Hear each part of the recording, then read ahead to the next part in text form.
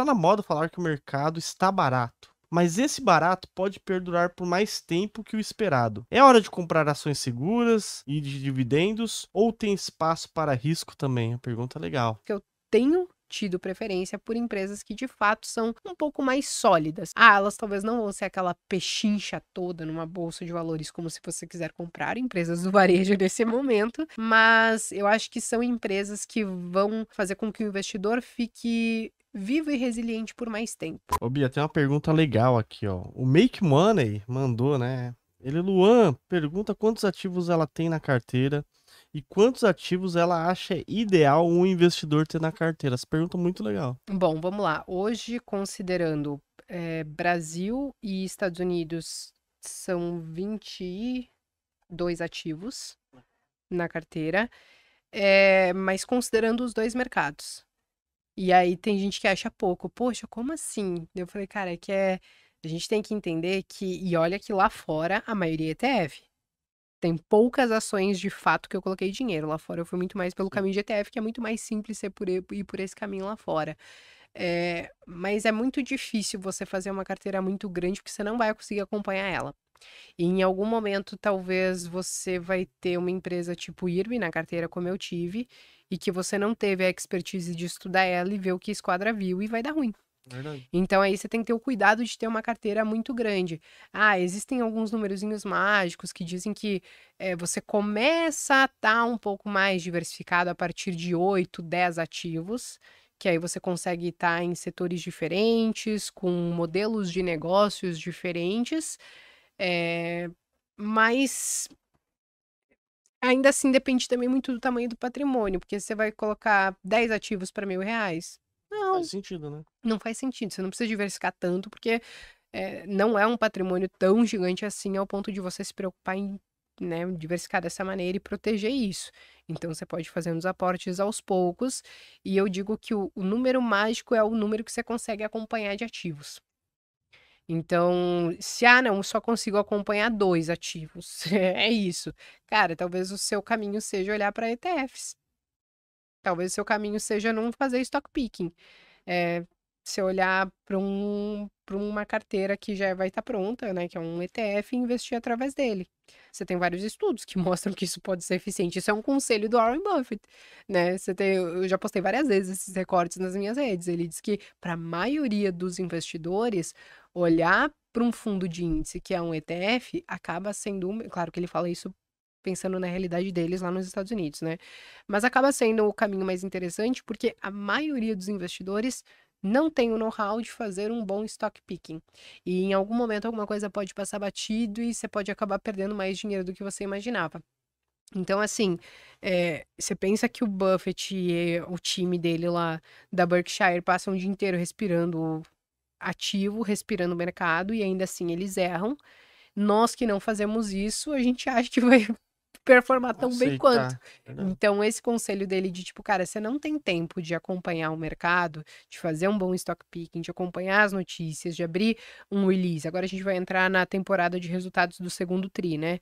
Então já tá sendo resultado lá nos Estados Unidos, hoje já saiu alguns, aqui daqui a pouco começa no Brasil.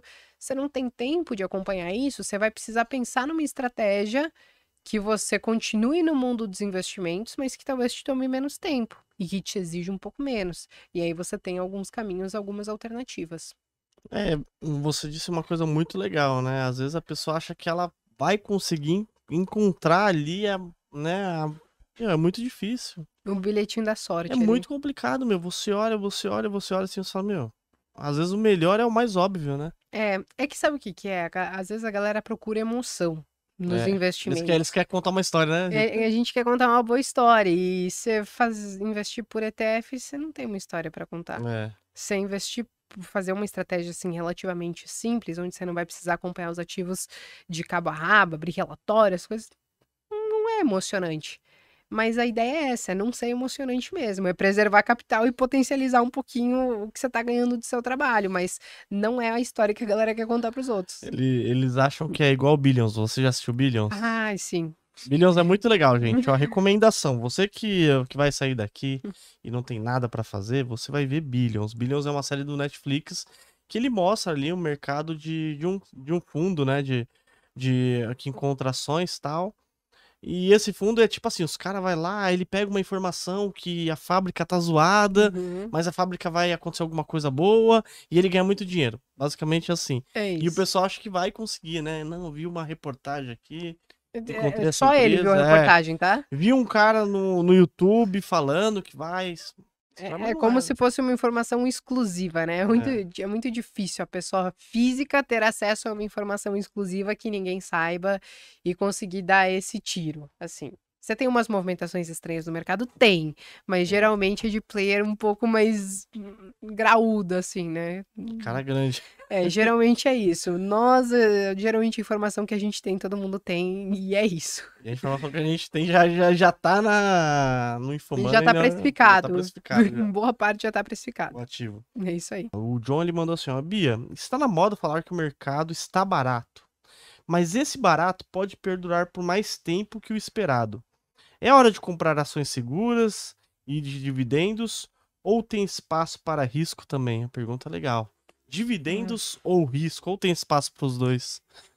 Então, de fato, eu acho que a gente pode ficar um bom tempo, talvez, de lado, até mesmo porque aquelas condições que a gente falou antes, né? Sim, Corte nas taxas de juros lá, corte nas taxas de juros aqui, existe um receio muito grande eh, com o que vai acontecer na economia dos Estados Unidos, que tem alguns dados desacelerando lá e como isso pode nos impactar aqui também, apesar de muitos não acreditarem num crash como acreditava, etc e tal, mas uma desaceleração pode acontecer, o que é natural, o que é normal e pode nos afetar aqui. Então, sim, talvez vai que a gente fica aí mais 2 anos andando de lado. Pode acontecer. Ao meu ver, é um bom momento para a gente acumular, só que a pessoa precisa ter paciência. Nesse meio tempo, eu confesso que eu tenho tido preferência por empresas que de fato são um pouco mais sólidas. Elas talvez não vão ser aquela pechincha toda numa bolsa de valores como se você quiser comprar empresas do varejo nesse momento, mas eu acho que são empresas que vão fazer com que o investidor fique vivo e resiliente por mais tempo. Se o mercado ficar de lado, ele sabe que ele tem bons negócios. Ele não vai titubear tanto ali na hora de falar, não, só vou manter. O problema é se ele coloca umas lambanças ali, né, uns negócios que talvez meio duvidoso, e que não é problema se você colocar com 2%, tá? Mas se coloca um negócio meio duvidoso e o mercado ficar muito tempo de lado, é, é difícil você defender essa tese. sim. A chance de você se desfazer disso no meio do caminho É antes de, fácil, né? antes de Rápido. fato virar alguma coisa ou dar algum resultado, ela tende a ser maior. Então, eu acabo tendo preferência por essas empresas que talvez sejam um pouco mais sólidas. Sei lá, PEG, Banco do Brasil, Vale, PetroRio. Gente, é o famoso feijão com arroz, sabe? Que com bolsa de lado eu acho que eventualmente a gente tem essas oportunidades aí. A gente pega o Philip Fisher, né? Ações comuns, lucros extraordinários, eu recomendo essa leitura, inclusive, porque ela mostra pra gente que às vezes a gente não precisa inventar a roda. A gente pode escolher negócios que sejam um pouco mais sólidos, não somente porque são sólidos, mas porque é muito mais fácil a gente defender e segurar essa tese por mais tempo. E não colocar tanto ela em xeque e vender no meio do caminho. E o tempo que vai fazer ela ser extraordinária, né? Exatamente. Isso aí. Mas é legal, né, Bia? Você falando isso daí, eu falo até pela carteira da Laura, né? Eu olho assim e falo, meu, tá tudo barato. Como que eu vou diversificar, né? Eu vou diversificar aqui em empresas que pagam dividendos, que é o que vai me Sim, trazer a mais a tranquilidade. sim. Falo, meu, tô recebendo dividendo todos os meses, eu recompro ações, caiu, eu já recompro alguma coisinha ali. E isso daí traz aquele sentimento de prosperidade, né? Sim. A pessoa fala, pô, minha carteira não tá andando ali, mas, pô, todo mês eu tô comprando um pouquinho, tô recebendo dividendo, né? Sim. E também não tem grandes solavancos para baixo. É, não, verdade. Porque aí às vezes você pensa assim, poxa, tá andando de lado, daí você bota uns negócios duvidosos, daí o negócio ainda cai e você pensa assim, cara, a galera tem aquela coisa do recuperar. Como é que eu vou recuperar? Mas o mercado tá de lado.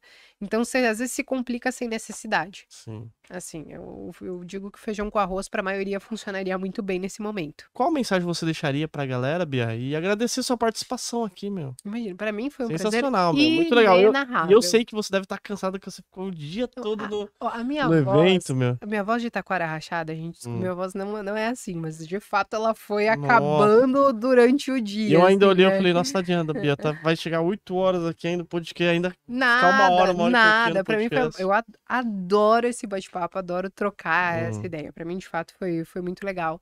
Mas, pensando no que a gente deve esperar, aí para os próximos anos, pensando em mercado e tal, e talvez algo que a gente não tenha tocado, porque às vezes eu não sei se é um ponto sensível até mesmo, né, porque hoje você vai falar de política, investimento, a galera é muito emocionada nesse ponto.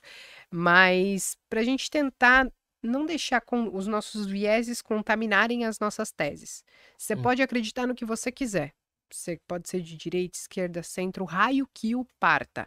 E você vai continuar acreditando nisso e defendendo as suas ideias.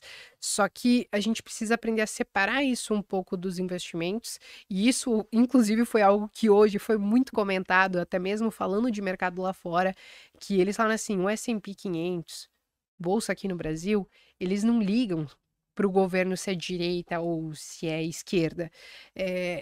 Existem coisas que muitas vezes vão falar mais alto. Aqui no Brasil, você está falando de muitas vezes as commodities, você tem um ciclo de commodities que pode ser muito bom para a bolsa de valores, então, independente de governo, o negócio pode fluir. A nossa bolsa ela é muito comoditizada. Você pega quase 30% do Ibovespa, é commodity. Você pegar um bom ciclo de alta, pode ter, às vezes, o governo que for, e isso historicamente falando, tá? O que a gente viu foi isso. Bolsa foi, independente de direita e esquerda. Direita e esquerda, a bolsa já subiu e caiu com todos os governos. Só que aí, às vezes, a gente fica com esse receio. Você falou, cara, eu tenho receio desse governo. Eu também tenho. Mas não é por isso que eu vou deixar de investir. Verdade. Não é por isso que eu vou deixar de buscar boas teses no mercado. Então, eu posso defender as minhas teses, eu posso defender os meus pensamentos, minhas ideias políticas, mas a gente tem que aprender a separar isso das nossas decisões de investimento, porque senão a gente fica de fora. Às vezes a gente fica de fora porque a bolsa só anda de lado, porque o negócio não vai andar com esse governo, não sei o quê. Cara, é que existem muitas outras coisas para além do governo, claro, né, que estão acontecendo, que também provocam essa bolsa de lado. Mas se você tem uma boa tese, que você vai investir e pensar no longo prazo, governos vão e vêm, e você está pensando no longo prazo e você pode investir. Por mais que você tenha um sentimento ruim de um lado, quando você olha para sua vida para além do mercado, você tem algumas coisas acontecendo no mercado que você pode aproveitar e seguir, entendeu? Então, acho que isso é importante. Não, perfeito, essa colocação sua, porque não importa o que tá acontecendo, você vai ser investidor pra sempre, né? Vai em vários governos aí. Então, vamos lá, você tem empresa, gente, que é centenária. Assim, ó, antes de ter bolsa já tinha empresa, né? E, cara, sobreviveram. Direita, esquerda, ditadura, um monte de coisa. Então, assim, olhar para o que as empresas fazem, como elas sobrevivem, como elas passam por determinados ciclos, vai ser muito mais importante.